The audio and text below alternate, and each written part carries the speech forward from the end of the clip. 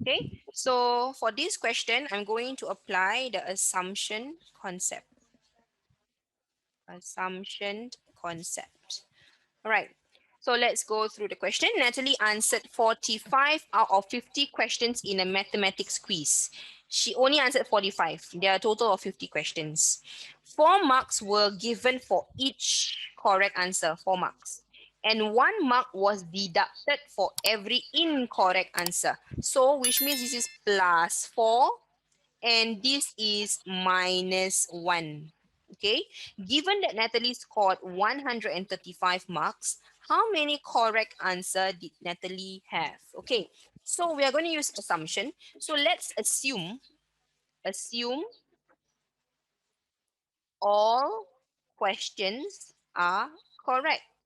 So if I assume all questions, how many questions did she answer? She answered 45 questions, right? So 45 questions time.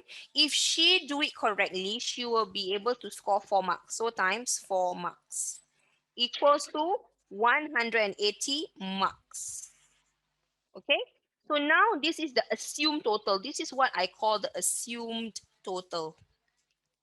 Then I need to find the difference between the assumed total minus the real total. Okay, so I take 180 marks minus the real total that she get is 135 marks, right? 135 marks equal to 45 marks. Okay, so now I know the total, the difference in the total and the assumed marks is 45 marks. Now I need to find the difference in marks.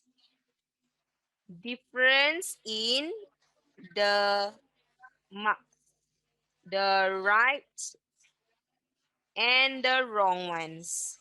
So what do? I take 4 marks minus 1 mark. Because I deduct 1 mark away, I have to plus back it. Okay, so this becomes 4 plus 1 equals to 5 marks. Now, I want to know the number of wrong questions. I want to know the number of wrong because I want to find the correct one, right? So I need to do the opposite. I want to find the number of wrong questions first. How do I do that? I take my 45 and my 5. Okay, the two differences. This is what I call the big diff. This is my small diff. Okay, so I take that. I take 45 divided by 5. I get 9. So 9 questions are wrong. If I have 9 questions wrong, how many correct questions did she do? You take 45 minus your 9 wrong questions and you get 36 correct questions. Answer is number 4. Okay.